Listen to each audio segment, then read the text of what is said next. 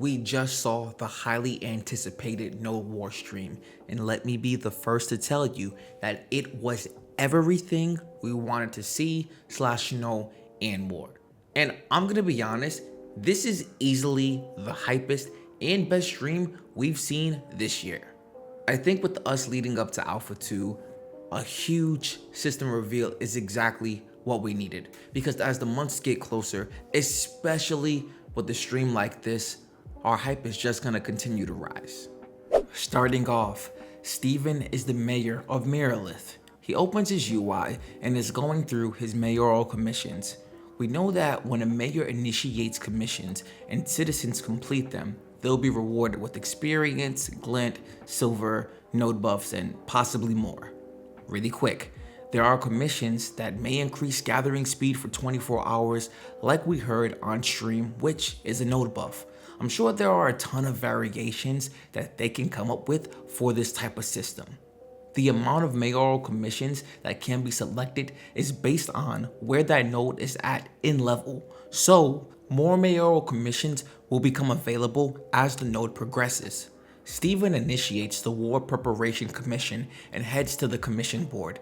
Since he initiated that commission as the mayor, it is now able to be seen on the mayoral commission board, which he heads over to accept. By the way, these commissions can take a while to complete depending on the outcome of said commission. Starting a war is obviously going to be harder than gathering fish. Once that commission is completed, which was war preparations, you can see the commission as complete in the UI and that Steven was granted a war token. Mayoral commissions reroll each day, but if your cooldown is longer than that, you'll have to wait to elect another commission until that cooldown has completed.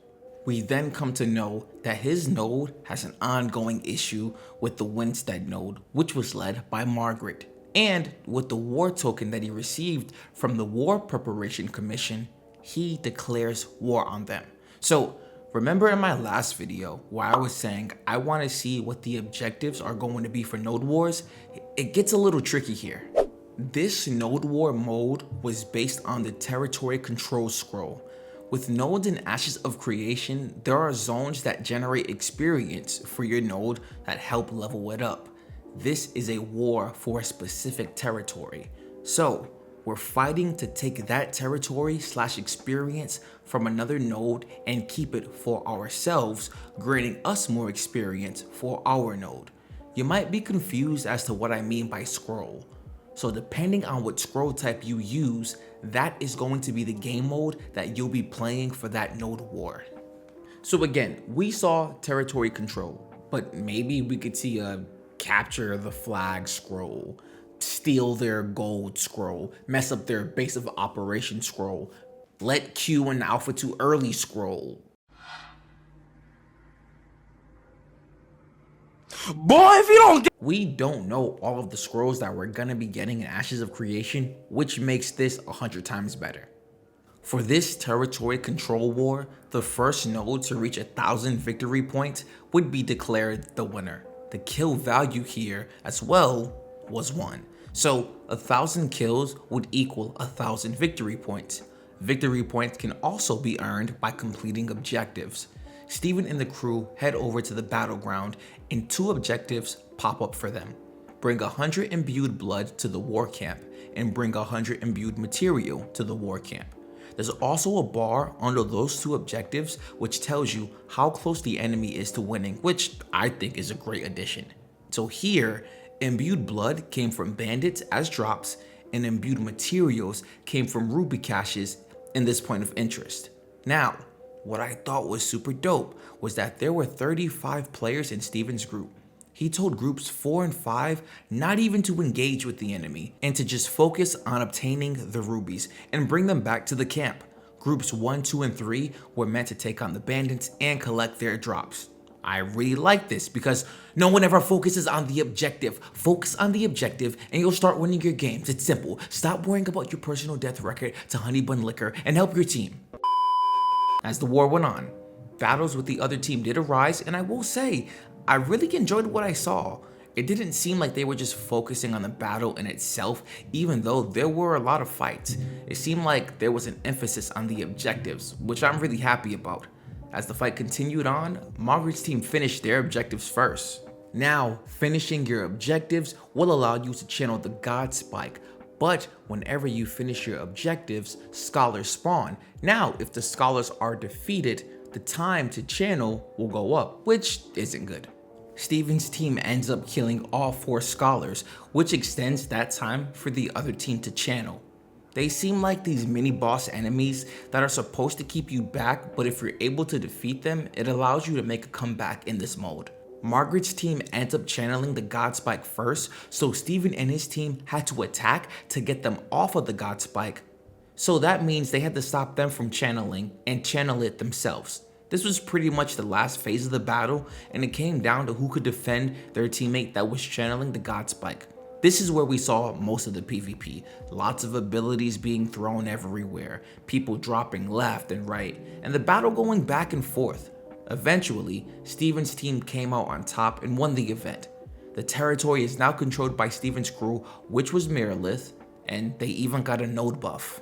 When it comes to replayability, I think that this overall game mode can get boring like many other systems, but since this system is between 2 nodes, it's not always going to be in the same location, it's not always going to be the same objective, and it's not going to happen right away all of the time, which would incline most people to participate when it does happen. So switching up the location will always grant you a different type of battle due to not being able to take advantage of certain spots.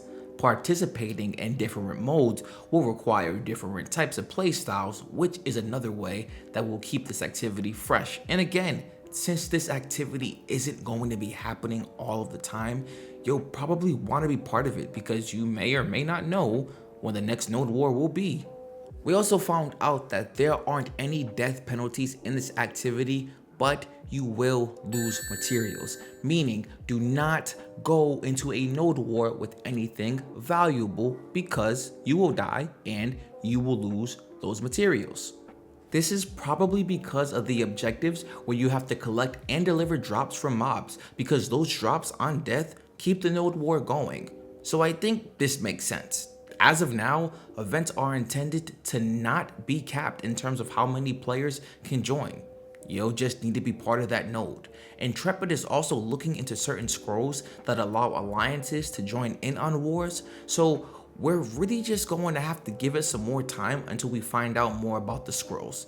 I think it's possible that there will be a preferred type that might be sought out more than others. Last but not least, we heard that the stream next month will be pretty tech heavy. I'm not sure what that means, but I'm sure it'll be something that we're still hyped to see. I don't think it'll top this stream in terms of hype though. Again, this was 100% the hypest and best stream of the year so far. But you know, maybe we don't need to keep seeing hype stream after hype stream. You know what I'm saying? Maybe we just chill, let them do their thing. And this goes for me too. I know I've said it before, but let them take their time. I know I can get caught up in the hype too, right? We're still gonna play regardless. Either way, what are your thoughts on the Node War stream? Please let your boy know in the comment section below. If you haven't created an Ashes of Creation account yet, feel free to use my link in the description. If you're looking for a Discord or guild to come kick it in, come join us, man. We're gearing up for Alpha 2. If you want to stay up to date with me, feel free to follow me on X and Twitch, where I stream the live monthly updates, and I stream every Friday night at 7 p.m. Eastern time. I'll talk to you guys soon. Take care.